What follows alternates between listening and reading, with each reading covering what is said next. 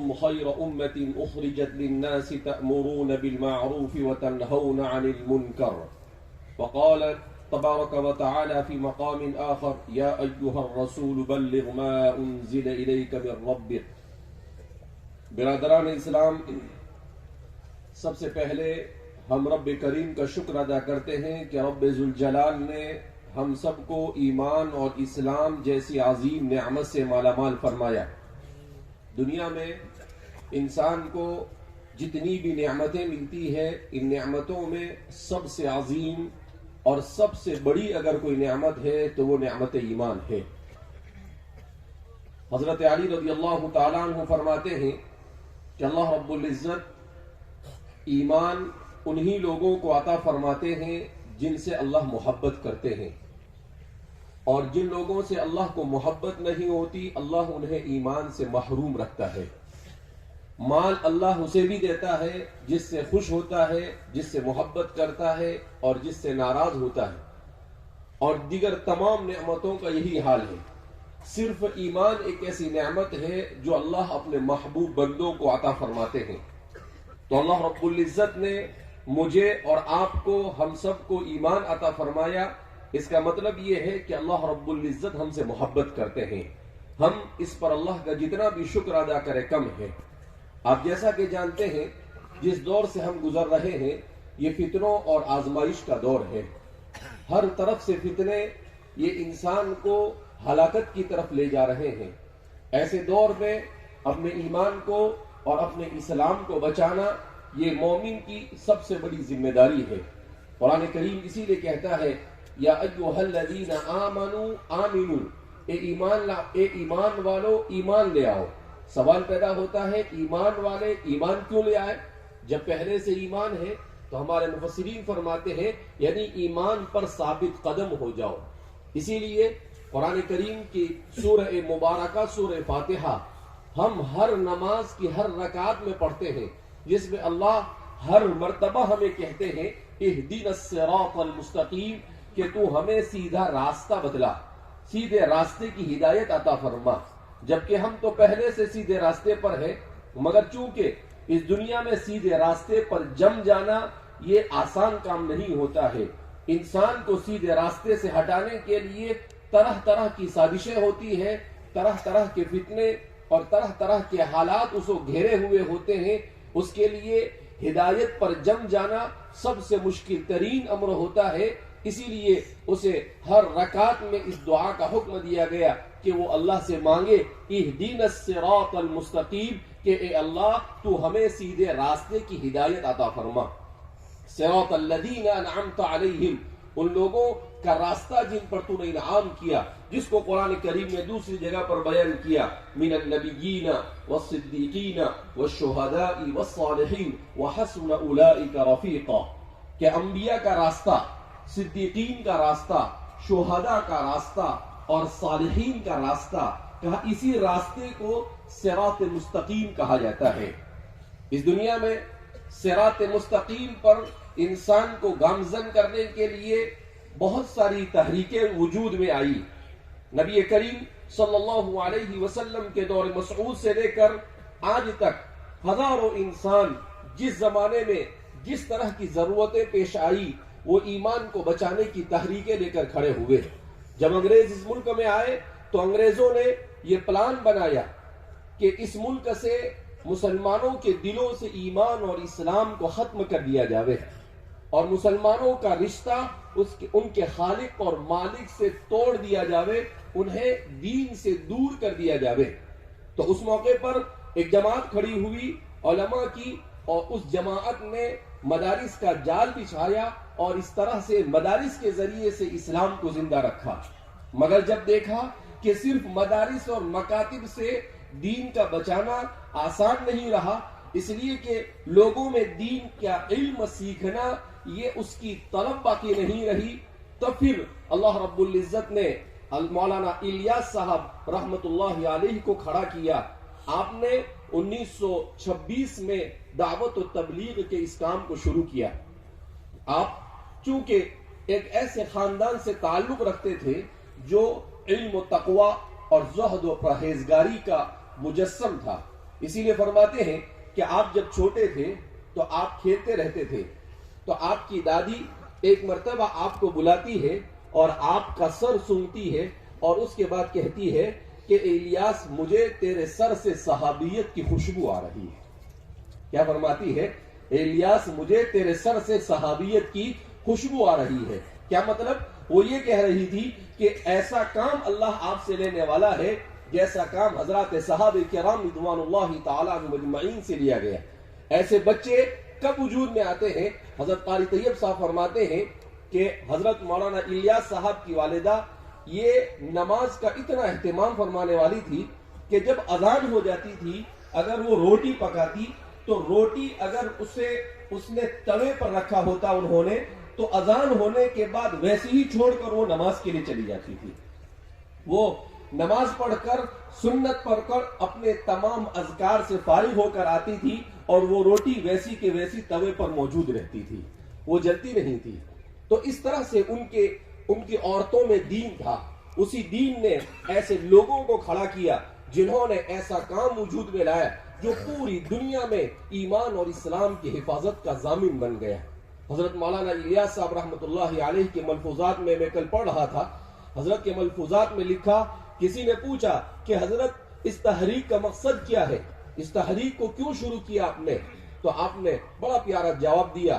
آپ نے کہا کوئی کہتا ہوگا کہ اس تحریک کا مقصد لوگوں کو نماز پڑھانا ہے، کوئی کہتا ہوگا اس تحریک کا مطلب روزہ رکھوانا ہے۔ کہا نہیں، میری اس تحریک کا مقصد یہ ہے کہ زندگی کے ہر شعبے میں مسلمانوں میں ایمان اور اسلام زندہ ہو جائے، دین زندہ ہو جائے، زندگی کے ہر شعبے میں، کہ مسلمان اس تحریک سے جڑنے کے بعد وہ دین حاصل کرے اور اس تحریک سے جڑنے کے بعد وہ تجارت کرے تو اسلامی طریقے کے مطابق، وہ نوکری کرے تو اسلامی طریقے کے مطابق، وہ زندگی پوری زندگی صبح سے لے کر شام تک کی اپنی زندگی سوائے اس مقصد سے گزارے کہ اس کی پوری زندگی اللہ کے دین کے تابع ہو جائے۔ کہا میں نے اس مقصد سے اس تحریک کو شروع کیا، تو اس لیے ہم سب جمع ہوئے ہیں اور الحمدللہ اللہ رب العزت کی توفیق اور اس کے فضل سے جمع ہوئے ہیں۔ اس میں میرا اور آپ کا کوئی کمال نہیں ہے، اس لیے کہ ہمارے دل اللہ کی دو انگلیوں کے درمیان ہے، یقلبها کیف یشاء، اللہ جیسے چاہتا ہے اسے پھیرتا ہے۔ اللہ رب العزت نے ہمارے دلوں کو متوجہ کیا کہ جاؤ احمد نگر میں ہونے والے اس اجتماع میں شریک ہو جاؤ اور اپنے ایمان کی بیٹری جو لو ہو چکی ہے اس کے چارجنگ کو اسے پھول کر لو، تاکہ تم ایک نئے تازگی کے ساتھ اور نئے ایمان کے ساتھ، نئے جوش اور جذبے کے ساتھ دوبارہ اپنے دیہاتوں کی طرف لوٹو اور اس طرح سے ایمان کی محنت میں اپنے آپ کو لگاؤ، ملک کے چپے چپے میں، دنیا کے چپے چپے میں پہنچ کر اللہ کے دین کا پیغام پہنچاؤ۔ تو میرے بھائیو، دوستوں، بزرگوں، ضرورت اس بات کی ہے کہ ہم ایمان اور اسلام کی اس تحریک کو سمجھیں۔ حضرت نے اس تحریک کو 1926 میں شروع کیا اور 1944 میں حضرت مولانا الیاس صاحب رحمۃ اللہ علیہ اس دنیا سے رحلت فرما گئے۔ گویا کہ آپ نے اس تحریک کے پیچھے تقریباً 18 سال محنت کی اور اس کا آغاز بھی بڑے پیارے انداز میں کیا۔ فرماتے ہیں کہ جب آپ دہلی آئے اور آپ نے اہل میوات میں دیکھا کہ دین کمزور ہے، اہل میوات خود کہتے ہیں کہ اگر حضرت مولانا الیاس صاحب کی یہ تحریک کھڑی نہ ہوتی تو شاید میوات کا پورا علاقہ یہ ارتداد کا شکار ہو جاتا، مگر اس تحریک کی برکت سے وہ ایمان پر باقی ہی نہیں رہے، بلکہ ان میں ایسے بڑے بڑے علماء وجود میں آئے جنہوں نے صرف میوات میں نہیں بلکہ پورے ملک میں اپنا اثر و رسوخ دکھایا۔ تو حضرت مولانا الیاس صاحب رحمۃ اللہ علیہ کی اس تحریک کو جب آپ نے شروع کیا تو فرماتے ہیں کہ سب سے پہلے جب آپ اس مسجد میں آئے تو وہاں پر ایک مکتب چلتا تھا، آپ نے اس مکتب کو مضبوط کیا اور اس مکتب کو مدرسے میں تبدیل کیا اور مدرسے میں تبدیل کرنے کے بعد پھر وہیں سے اپنے کام کو شروع کیا۔ اسی لیے ہمیں اس بات کو سمجھنا چاہیے کہ دین کا ہر شعبہ یہ دین کی ضرورت ہے۔ اسی لیے ہمارے والد صاحب ہمیشہ کہتے رہتے ہیں کہ جھگڑا ہوتا ہے ہی اور بھی کا، ہم میں سے ہر ایک مدرسے والا، تبلیغ والا، خانقاہ والا، دین کا جو بھی کام کرنے والا ہے، وہ ہر ایک اگر یہ سمجھے کہ یہ بھی دین کا کام ہے تو کوئی جھگڑا نہیں، مگر یہ سمجھے کہ یہ ہی دین کا کام ہے تو جھگڑا ہے۔ تو ہی اور بھی کا جھگڑا ہے. ہم میں سے ہر ایک یہ سمجھے کہ یہ ساری دین کی ضرورتیں ہیں, اس کے بغیر کام نہیں چلے گا. حضرت قاری طیب صاحب رحمۃ اللہ علیہ سے کسی نے پوچھا کہ حضرت یہ دعوت و تبلیغ کیا چیز ہے؟ تو حضرت نے فرمایا کہ دعوت و تبلیغ نام ہے دین کی تمام محنتوں کو جمع کرنے کا, جس میں دین کی تمام محنتوں کو جمع کر دیا گیا. کہا اس میں تعلیم بھی ہوتی ہے, گویا کہ علم دین بھی یہاں پر جمع کیا گیا. اس میں ذکر بھی ہوتا ہے, گویا تزکیے کو بھی یہاں پر جمع کیا گیا. اس میں لوگوں کو بٹھا کر ایک دوسرے کو نصیحت کرتے ہیں, امر بالمعروف اور نہی عن المنکر کرتے ہیں, تو دعوت بھی جمع ہو گئی اور اچھے لوگوں کی صحبت میں لوگ رہتے ہیں. اس طرح سے دین کی تمام شعبوں کو جمع کرنے کا نام دعوت و تبلیغ ہے. اسی لیے کہتے ہیں, حضرت تھانوی رحمۃ اللہ علیہ فرمایا کرتے تھے کہ دین کس کا نام ہے؟ اپنے عقیدے کو درست کرنے کا, اپنے نفس کا تزکیہ کرنے کا, اپنے اندر علم دین سے اپنے آپ کو آراستہ کرنے کا, اپنے اخلاق کو اسلام کی تعلیمات کے مطابق کرنے کا, اور اپنی معاشرت کو دین کے تابع کرنے کا. کہا جب یہ پانچوں چیز آ جائے کہ آپ کو پورا عقیدہ معلوم ہو, آپ کا پورا احکام کا علم ہو, آپ پورے طور پر اسلامی اخلاق سے آراستہ ہو, تو اس کا مطلب یہ ہے کہ آپ نے پورے دین کے اوپر عمل کیا. اس لیے کہ مجھے اور آپ کو جو دین ملا ہے وہ کامل و مکمل دین ہے. وہ دین صرف مسجد میں نماز کے لیے نہیں ہے, وہ دین صرف ایک حد تک کام کرنے کے لیے نہیں, بلکہ صبح اٹھنے سے لے کر شام کو سونے تک, دنیا میں آپ کے آنے سے لے کر موت تک کے زندگی کے ہر قدم پر اس دین کی تابعداری کرنا اور اپنے آپ کو اللہ کی رضامندی تک پہنچانا, یہ ہے اس دین کا مقصد. الحمدللہ آج ہمارے اس ادارے میں اس پروگرام کا انعقاد کیا گیا اور یہ کوشش کی گئی کہ امت کے سامنے اس بات کو لایا جائے کہ مدارس اور دعوت و تبلیغ یہ سب ایک ہی ہے, ایک ہی سکے کے دو رخ ہیں, کسی کا کسی کے ساتھ کوئی اختلاف نہیں ہے. اور ہم ایک دوسرے کے ساتھ اسی طرح سے, کیوں؟ اس لیے کہ فتنوں کے اس دور میں دشمن تو یہ چاہتا ہے کہ ہمیں آپس میں لڑائے, ہمارے اندر اختلاف اور انتشار پیدا کرے, مگر ہمیں یہ کوشش کرنی ہے اللہم الف بین قلوبنا, اے اللہ ہمارے دلوں کو جوڑ دے, اے اللہ ہمارے دلوں کو جوڑ دے, ہمارے اختلاف کو ختم فرما, اور ہم میں ایسی محبت اور مودت عطا فرما جیسے آپ نے اوس و خزرج میں عطا فرمائی. اوس اور خزرج ایک زمانے میں جان کے دشمن تھے, جنگ بعاث ہوئی ان کے درمیان, 12 سال تک ایک ہی جنگ دو خاندانوں کے درمیان چلتی رہی. مگر رسول اللہ صلی اللہ علیہ وسلم کے مدینہ آنے کے بعد سب سے بڑا کام جو آپ صلی اللہ علیہ وسلم نے کیا وہ کیا ہے؟ قرآن کریم نے خود اس کو بیان کیا. کیا کیا وہ؟ الف بین قلوبہم, کہ اللہ رب العزت نے ان کے دلوں میں جوڑ پیدا کر دیا. انبیاء کرام علیہ السلام کے جس مشن کو لے کر ہمارے یہ ساری کے ساری تحریکات چل رہی ہے, اس کا مقصد جوڑ ہے, کسی طرح سے امت کو جوڑا جاوے. الحمدللہ ہم بہت ہی خوش قسمت ہے کہ اللہ رب العزت نے ہمیں فجر کے بعد بابرکت وقت میں ایک بابرکت مقصد کے ساتھ بابرکت مجلس میں یہاں پر جمع ہونے کی توفیق مرحمت فرمائی, اور وہ ہے حفظ قرآن کے ختم کی مجلس, جس میں اس ادارے کے جامعہ محمدیہ بارہ بانکی کے کتنے طلبہ حافظ ہو رہے ہیں؟ 12 باوی کتنے؟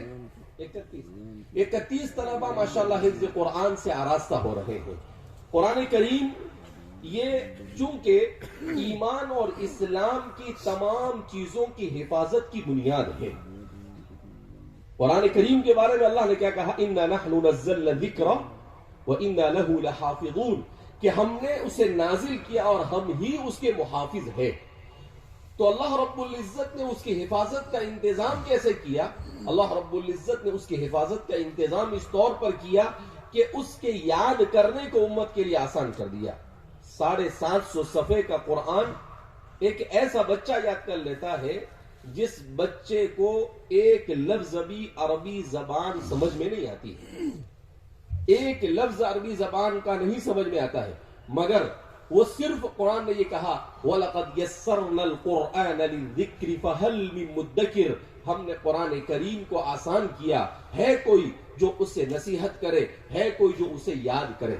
اسی لیے امت میں ایسے لوگ پیدا ہوئے کہ جنہوں نے قرآن کریم کے اوپر محنتیں کی اور قرآن کریم کو یاد کیا. الحمدللہ آپ کے اس ادارے سے اب تک کے تقریباً 700 سے زیادہ بچوں نے قرآن کریم کا حفظ مکمل کیا ہے مختصر سے عرصے میں. تو یہ اللہ رب العزت کا بڑا احسان اور اکرام ہے. قرآن اللہ کی کتاب ہے. امت کو اپنے ایمان اور اسلام کو بچانے کے لیے قرآن کے ساتھ جوڑنا یہ ضروری ہے. میں اپنے اکثر بیانوں میں کہتا رہتا ہوں کہ حضرت علی رضی اللہ تعالیٰ عنہ فرماتے ہیں کہ ایک موقع پر نبی کریم صلی اللہ علیہ وسلم نے صحابہ سے کہا کہ ایک زمانہ میری امت پر آنے والا ہے جس میں بے شمار فتنے ہوں گے. اتنے فتنے ہوں گے کہ ان فتنوں کا مقابلہ کرنا مسلمان کے لیے آسان نہیں ہوگا. حضرات صحابہ کرام رضوان اللہ تعالیٰ عنہم اجمعین نے فوراً سوال کیا وَمَا الْمَخْرَجُ مِنْهَا يَا رسول اللہ. اللہ کے رسول صلی اللہ علیہ وسلم ان فتنوں سے کیسے بچا جائے, اس سے نکلنے کی تدبیر کیا ہوگی؟ قربان جائیے ان صحابہ پر جنہوں نے کتنا پیارا سوال کیا. کیا کہا کہ اللہ کے رسول صلی اللہ علیہ وسلم ان فتنوں سے کیسے بچیں گے؟ حضور نے فوراً جواب دیا کتاب اللہ فیہ نبأ من کان قبلکم, کہ کتاب اللہ کے ذریعے سے تم اپنے آپ کو فتنوں سے بچا سکو گے. اس میں آدم علیہ نبینا علیہ السلام سے پہلے سے لے کر قیامت تک کی تمام کے تمام تفصیلات کو اللہ رب العزت نے ذکر کر دیا ہے. اس لیے ضرورت اس بات کی ہے کہ ہم قرآن کریم کی تلاوت کے ساتھ اپنے آپ کو جوڑیں. قرآن کریم کے نزول کے مقاصد میں سے ہے ربنا وبعث فیہم رسولا منہم یتلو علیہم آیاتہ ویزکیہم ویعلمہم الکتاب والحکمہ وَإِن كَانُوا مِن قَبْلُ. تو قرآن کریم نے اس کو بیان کیا کہ سب سے پہلا حق قرآن کا یہ ہے کہ اس کی تلاوت کی جائے. آج افسوس کے ساتھ کہنا پڑتا ہے کہ امت قرآن کریم کی تلاوت سے دور ہو چکی ہے. قرآن نہیں پڑھتے. کسی زمانے میں امت آج سے 30-35 سال پہلے جب ہم چھوٹے تھے, جب فجر کی نماز پڑھ کر نکلے تو ہر مسلمان گھر سے قرآن کریم کے پڑھنے کی آواز آتی تھی. مگر آج چاہے دیہاتوں میں چلے جاؤ چاہے شہروں میں چلے جاؤ, فجر کی نماز پڑھتے ہیں اور سیدھے بستر پر جا کر سو جاتے ہیں. ہم نے فجر کے بعد سونے کو اپنا معمول بنا لیا, جبکہ اللہ کے رسول صلی اللہ علیہ وسلم نے ارشاد فرمایا اللہم بارک لی امتی فی بکورہم, اے اللہ میری امت کے صبح کے وقت میں برکت عطا فرما. تو بابرکت وقت ہوتا ہے. رات کا وقت یہ سونے کے لیے ہے. ہونا یہ چاہیے کہ آدمی عشاء کی نماز پڑھ کر سو جائے اور رات کے آخری حصے میں کھڑا ہو اور کھڑا ہو کر 2 رکعت تہجد کی نماز پڑھے, اللہ رب العزت سے اپنے لیے اپنے گھر والوں کے لیے دعا کرے اور اپنے دین کا آغاز کرے, فجر کی نماز پڑھے, اس کے بعد قرآن کی تلاوت کرے. حضرات صحابہ کرام رضوان اللہ تعالیٰ عنہم اجمعین کا معمول تھا کہ صحابہ کی اکثریت 1 ہفتے میں قرآن پورا کر دیتی تھی. کتنے ہفتے میں؟ آپ نے قرآن میں دیکھا ہوگا کتنی منزلیں ہوتی ہیں قرآن میں؟ 7 منزلیں ہیں. تو صحابہ کا معمول ہے وہ کہ 1 منزل روزانہ پڑھنا. ہمارے اس قرن اول کے بادشاہ ایسے ہوتے تھے کہ عبد الملک ابن مروان کے بارے میں آتا ہے کہ وہ بادشاہ تھا مگر اس کا معمول تھا کہ روزانہ 3 پارے تلاوت کرتا تھا اور ہر 10 دن میں قرآن پورا کر دیتا تھا. بادشاہ کے پاس کتنے کام ہوتے ہیں, کتنے بہانے ہوتے ہیں اسے اگر نہیں پڑھنا ہے تو, مگر اس کے باوجود وہ قرآن کریم کی تلاوت کے ساتھ اتنی زیادہ ان کو شغف تھا. حضرت عثمان ہر رات میں قرآن ختم کرتے تھے. بعض روایت میں آتا ہے کہ آپ سورہ ناس تک, سورہ الف لام میم سے لے کر سورہ ناس تک 1 رکعت میں پڑھتے تھے اور قل اعوذ برب الناس پڑھ کر دوسری رکعت میں قرآن کریم کو ختم کر دیا کرتے تھے.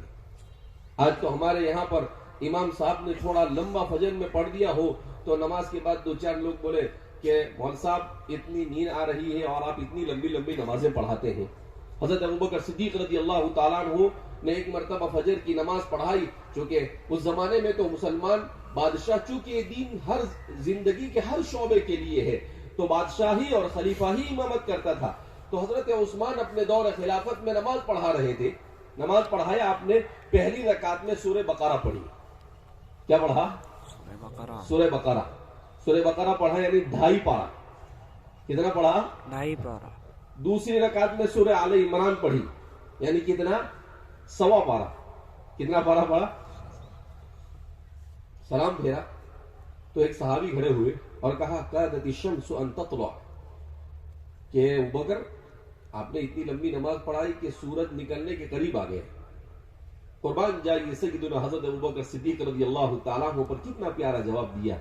आपने कुछ नहीं कहा, आपने कहा व नहनु फी सलाह, ठीक है सूरज निकले तो निकले, हम नमाज ही तो पढ़ रहे थे, बिस्तर में सो तो नहीं रहे थे। सूरज निकल गया तो निकलने दो, उसका काम है निकलना, हमारा काम है इस वक्त में नमाज पढ़ना, हम नमाज में थे।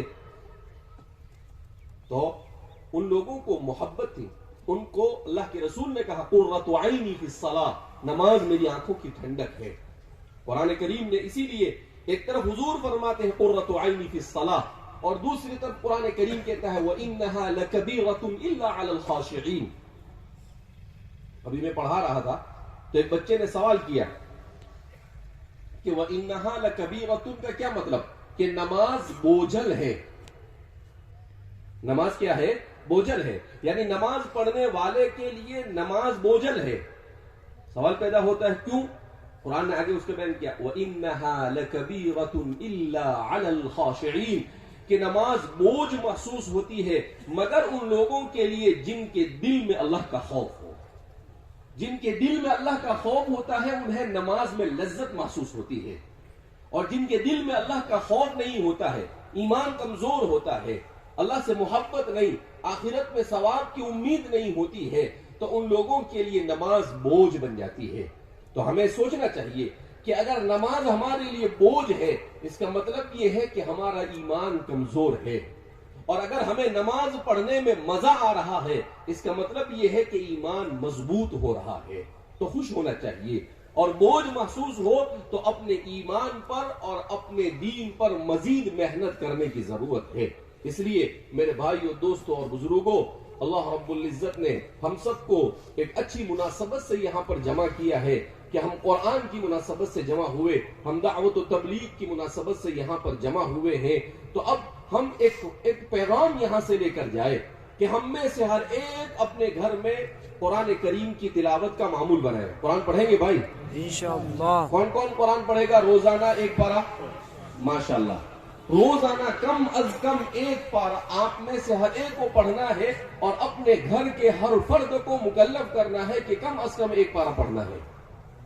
इसलिए कि उलमा ने लिखा है कि कम अज कम 40 दिन में एक कुरान का पूरा करना जरूरी है। अगर 40 दिन में कुरान मुसलमान पूरा नहीं करता है तो वो गुनहगार होता है।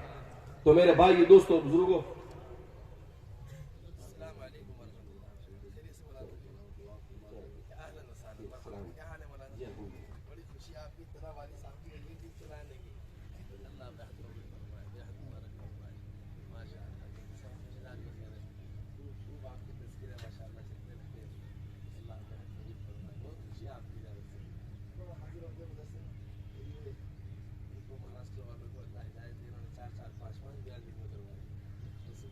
शाम तक बाद हुआ है।